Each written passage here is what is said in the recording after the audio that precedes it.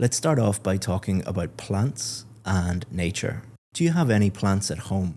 No, I do have fake plant though. I really don't have what we call green hands where the plant will last with me for so long. I had one, but then didn't last for a week. So I might try another one and let's see if it'll last long. Would you like to grow plants in the future? Yes, I want to have my own farm. Buy a massive lot back home in Philippines and just live a simple life. Start planting and selling it. Make it as a business. Are gardens popular in your hometown? Gardens. Yes. Every household in Philippines, there's really gardens where, family can chill. Grew a lot of plants. My mom had one back then. But right now we're living in a city. So there's no space for her to grow plants or have a garden herself. But that's one of her dreams, having her own garden. Now let's talk about money. What do you spend the most amount of money on? I would say I spend most of my money for my rent, my car, and probably food. I'm a foodie myself. How have spending habits changed in your country over the years? Basically, I moved in the UAE for my adult years. So way back then, I really don't care about money. It's more of the parents who handles the expenses and everything. But right now, as an adult, I wouldn't say oblige, but somehow Filipinos are obliged to send back to their parents, send money monthly to pay for the expenses. And right now with the economy back home, it's quite expensive, I would say, which helped me learn and how to handle my finances more, to be wise in what I spend. What financial advice would you give to others? I think if it's not a necessity, then just save it. Just keep saving. Always have at least half of your salary as savings. The rest, maybe 25% will be your expenses. 10% will be things that you want to buy for yourself, your wants. The rest would be, other expenses like maybe give to charity or some works like that. Well, I do charity sometimes. So I would definitely say 50% save it. Now let's talk about food habits. How often do you eat out? Before we continue, I've created something very special for you. It's called the Fluent Speakers Breakthrough Checklist, and it shows you exactly how to move from band 6.5 to band 7 or above in 4 simple steps. This is the same direct answer method that helped this student go from 6.5 scores to success by fixing one strategic weakness at a time. I put everything that I know about this into this free checklist, and you can download it in the description in seconds. Just go to the description, click the link below, and you can download it right away for free. 2 years ago, I would really go out at least 3 times a week with my friends. But right now, having the thought of healthy living and thinking more about my future, my investments, my savings and all of that, I barely eat out. Occasionally, when there's a birthday or when I feel like treating myself, like I've done a good job at work, probably, yeah, that's the only time I would eat out. What type of food do you usually eat? As an Asian, I love Filipino food. Really love Filipino food. But I fell in love with Arabic food as well. I love kebab. I love shawarma. I also love biryani. But sometimes sushi or Japanese cuisine is my weakness too. If you have a choice, do you prefer to eat at home or eat out? Well, I love cooking. So every day I really cook for myself, for my lunch to bring to the office. But if I'm given enough money to eat out every day, why not? Describe a creative solution you found to a problem. Working as a hotel manager, I face problems every single day. I had this experience where a VIP guest just checked in. We thought everything was smooth, everything was okay, but then in a couple of minutes, I saw one bad feedback in Google reviews saying like the staff wasn't that much helpful, the staff wasn't smiling. And so one bad comment would definitely affect the image of the property. Me being the hotel manager, I always go to an easy solution, which is being more personalized and reaching myself to the guest. What I did was to give the guest a call in the room, check if the family was checked in well, if there's anything that she need, and point out about the review that she just posted in our property, about our property, and then ask her what made her feel that way, what made her post that comment or that review in our website. And I will always try to put myself in the shoe of the guest to understand more where they're coming from, and for me to be able to give a proper solution to her problem. And I think the most creative solution in hospitality industry in dealing with complaints is being more personalized and just be yourself and have that connection with your guests, like treat them as family. Because with that, I think it's easier to resolve the issue. So we've been talking about creativity and solving problems in a creative way, and we're going to continue to talk about that.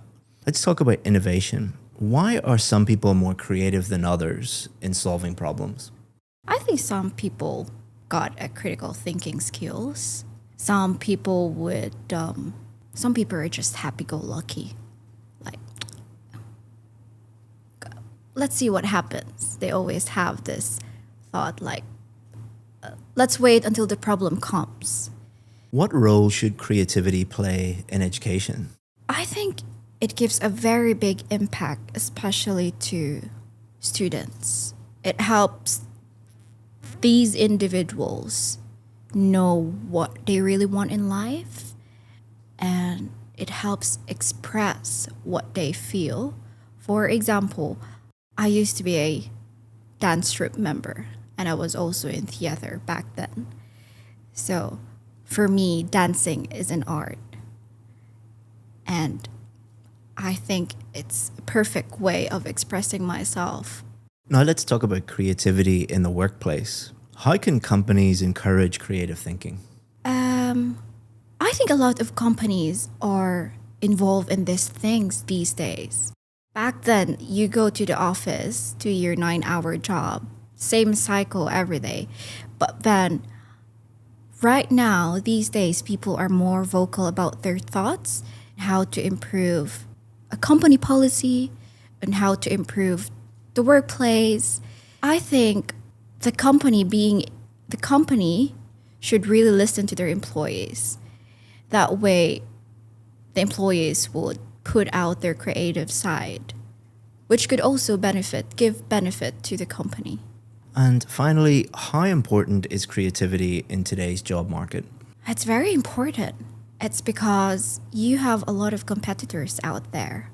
And if you're gonna just stick in your bubble and not go out of your shell and express ways or show out more skills and be more creative, I think it'll be difficult for you to go up there and be acknowledged with what you have. And I think it's very, very important to just express yourself and just believe in yourself that you're capable of what others can. What I'm going to do is take each part.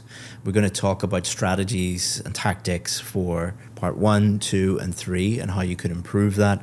And then we'll look at the marking criteria. So pronunciation, fluency and coherence, grammar, vocabulary. How did you do with those? And then we'll give you a score at the end. Don't forget to grab your free Fluent Speakers checklist. Link is in the description below. And if you want our complete system, our VIP system, there's also a 10% discount on our VIP course in the description below. Both links are right there. All you have to do is just click them. Now back to the video. So part 1, you did quite well. You didn't seem very nervous. Maybe you were a little bit nervous, but but you seem quite comfortable answering those questions. One thing that I did notice was sometimes you didn't answer the question directly. So for example, I asked you, how have spending habits changed in your country? That question is really about your country, not about you. You talked a lot about you. You didn't talk about your country. Part 1 is about you, but where you're from is a very, very common question, and that is part of you. Take a few seconds to think about what is the examiner actually asking me.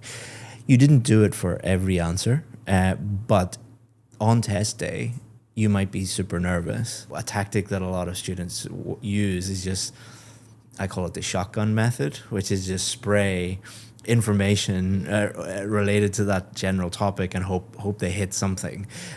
You want to be less like using a shotgun and more a sniper. So really targeted, take your time, think about what they're going to say to you.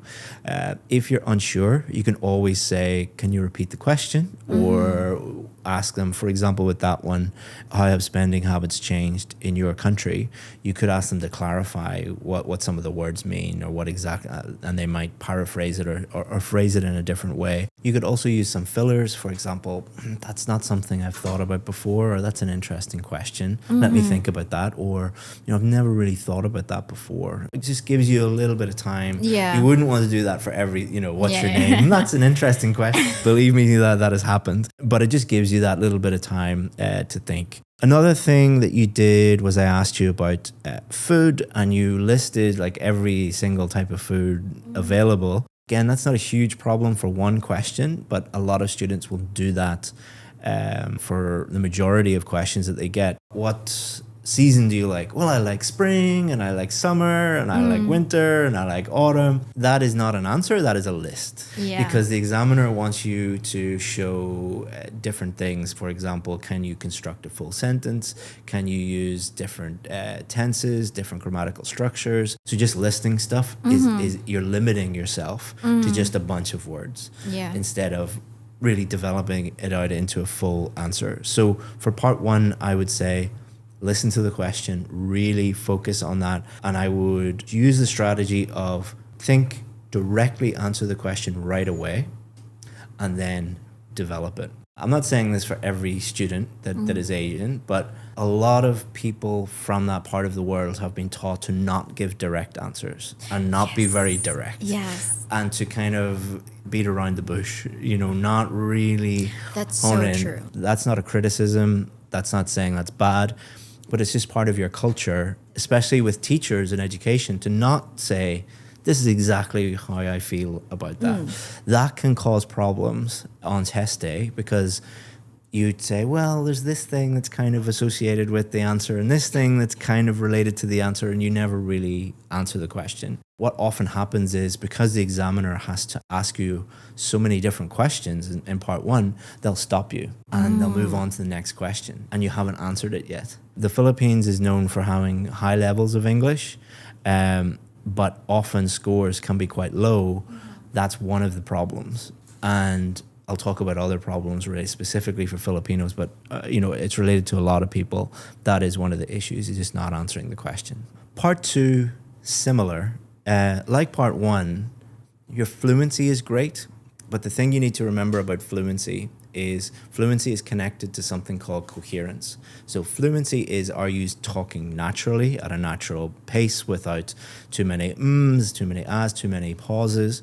But coherence is, did you answer the question and did you actually develop it? Your strategy there was to start off with the general background of the story And you only at the end really talked about the actual question, which is describe a creative solution. Again, it's a timed test, and the examiner might have, 10, 20 people to examine. They will stop you at about the 2-minute mark. So if you're spending 2 minutes just giving general background and general context, and then you're going to answer the question at the end, you might not get there before the examiner stops you. Now, a good examiner will wait a little bit, because I knew you were getting there. I knew you were getting to the answer. But some of them might just be, they're human beings. They might have had a bad day, and you're the last person that they're, and they just are like, once you get to 2 minutes, and then they're like, well, the person didn't answer the question. Yeah. So similar to part 1, answer the question right away. Okay. Describe a creative solution you find to a problem. I did this. Answer right away at the beginning. And that gives the examiner no chance to say she didn't answer the question. And then when you've answered the question, then give all the supporting information related to that. Part 3, similar problems. Not answering the question directly. Yeah. Giving lots of background information, and not really developing your answers enough. A way that you could develop your answers is when somebody asks you one of these questions, what I would do is try and think of a concrete example. It could be from your own life, or it could be something a little bit more abstract. But why are some people more creative than others in solving problems? You could think of a real person in your life, or maybe a company like Apple are very, very good at solving problems. Think of a real example. Okay. And if you can, answer the question and then say, for example, Apple is known for coming up with very creative problems to solutions. You don't have to do that all the time, but that might help you directly answer the question and develop your answer all at the same time. Another thing that you could do is, use that way that you have of thinking, which is show both sides, but instead of talking about what you think, what a lot of people from Asia are very good at is using this technique, which is, well, some other people think this, and other people think another side. And then what you do at the end is you say, and I would agree with B. Don't worry if you get a question in part 3, you're like, I can't think of a real example, but just try your best. There will always be answers. So if you don't know the answer, feel free to just say, I've never really thought about that. I don't know much about that at all, but if I had to guess, people would say this, Overall, you're doing quite well. But I'm focusing on things you can improve, because I think that you can do much better. Now let's give you your score. Let's start off with fluency and coherence. So fluency, again, is can you speak without much effort, without many audible pauses? Can you speak at a normal pace? You have no problem with that. That's probably your biggest strength. And this is what I often find with Filipinos, is their fluency is great because you guys speak English so much. Fluency, and especially if you work in an English-speaking environment, your fluency is very, very good. However, in the IELTS speaking test, fluency is connected to coherence. They're both in the same criteria. And if, for example, your fluency is at a band 9, but your coherence is at a band 7, you get a 7. So you get the lowest one. Your fluency is actually at a very high level, but your coherence needs a lot of work. So the good news is you can fix your coherence very, very easily. Like if you have a problem with pronunciation, it could take you years to fix that problem. You could fix that coherence issue today by just using the techniques that I just suggested. Most of your answers, you did answer the question and you did have enough development, but there were those issues. So you would get a band 7 because of your coherence. Another big strength of yours, and again, this is very common with many Filipinos, is your pronunciation. Pronunciation is very clear, easy to understand. You also show some of the higher level features such as intonation and word stress.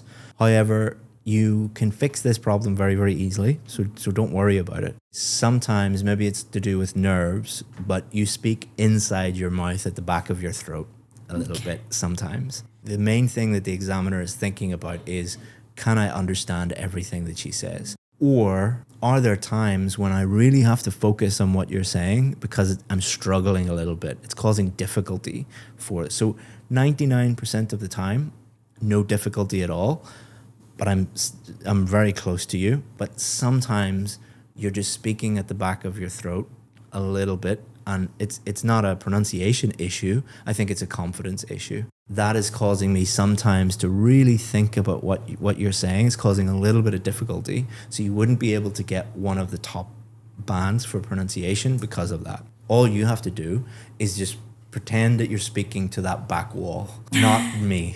Yeah. All right? It's very good advice. And it will fix that issue almost immediately. And if you do, you probably will get a band 8 or a band 9 for pronunciation, which will really bring up your whole score. But at the minute, it is a band 7. So now let's talk about vocabulary. You did use some great expressions like I'm a foodie myself, happy-go-lucky, go out of your shell, put myself in the shoes of the guest. And then you have very topic-specific words such as, talking about hospitality, hotel manager, VIP guest, checked in, or for food and cuisine, sushi, Filipino food. You have no problem talking about those things, and you have the vocabulary to back it up. So there's some areas of improvement for vocabulary. Sometimes you try to express something using a higher level idiomatic expression, but you'll get it slightly wrong. For example, green hands instead of green thumb. And sometimes you will use quite simple words repetitively.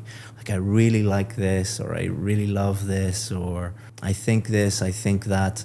And those are fine, but I think that you're capable of maybe using more advanced vocabulary there. So there's lots of opportunities where you'd be able to say it instead of I think this or I like this, what would be a more advanced verb to use there if you wanted to go for one of the higher scores. The score I would give you for vocabulary would be a band 7. The reason for that is you are attempting some more advanced language at times, but there are those little imprecise uses or inaccurate uses at times. So most of your vocabulary is good. And then to get one of the higher scores, you would need to both increase the range of your vocabulary a little bit and increase the precision, the accuracy a little bit. But vocabulary is a balancing act. If you try and go too far, you could drop down to a band 6. Because if you try and use words you don't really know how to use, then that could drop your score to a band 6 because you're making too many mistakes. If you just need a band 7, I would stick to what you're doing. Always be improving your vocabulary. But if you want one of the higher scores, then we could help you out with that as well. But it would take some time. It would take at least a few months if you wanted to get up to a band 8 or a band 9 for vocabulary. So again, one of the things that we notice a lot with Filipino students is something called systematic errors. This is because you guys speak English very well, very fluently, but you make a lot of little grammar errors and you don't correct each other. That grammar error becomes ingrained. And then you go and do an IELTS test or you move to an English-speaking country and then why do people think that I'm making mistakes, or why am I getting a lower score? Because to you, it sounds totally fine because you've been speaking, let's call it Filipino English, for many, many years and no one has ever said that's an error. But when you do the IELTS test, again, you're moving to an English-speaking country, they will pick up on those errors that you're completely unaware of. So, for example, staff wasn't that much helpful. It should have been the staff weren't very helpful. Or every household in Philippines, there's really gardens. Instead of in every household in the Philippines, there are gardens. I know exactly what you're saying. Yeah. There's no problem with meaning, but there are a lot of those little, for example, subject-verb agreement issues, article issues, and there's some tense inconsistencies. So the way that the IELTS examiner will think about your grammar score is number of sentences with or without errors. So let's say, just using round numbers, let's say you spoke 100 sentences. If more than 50 of those sentences had grammatical errors in them, more than half, you would get a band 6 for grammar. If more than 50 of those sentences had 0 errors, those would be known as error-free sentences, you would get at least a band 7. In my opinion, there were more just small little errors in most sentences, so you would get a band 6 for grammar. And this is extremely common for Filipino students, and this is one of the main reasons why they get 6.5. So their fluency is great, they answer the questions, their vocabulary is quite good, their pronunciation is excellent, but this grammar issue brings them down. That should be your main area of focus. So overall, you would be in and around 6.5 or 7 overall. Now, for most people, 7 is great from whatever they need to do, but 6.5 is often not good. Depends on what you want to do. My advice would be to really focus on grammar, and that can be quite difficult because, as I said before, a lot of these issues are ingrained because you've been making those errors for years, and you don't know you're even making them. It doesn't affect communication, so it's not a huge issue. It just depends on what score you're hoping to get. So, any questions? No. Less than 1% of people ever get a 9. Less than 3% of people get a band 8. Really? So band 7 is quite good. So don't worry.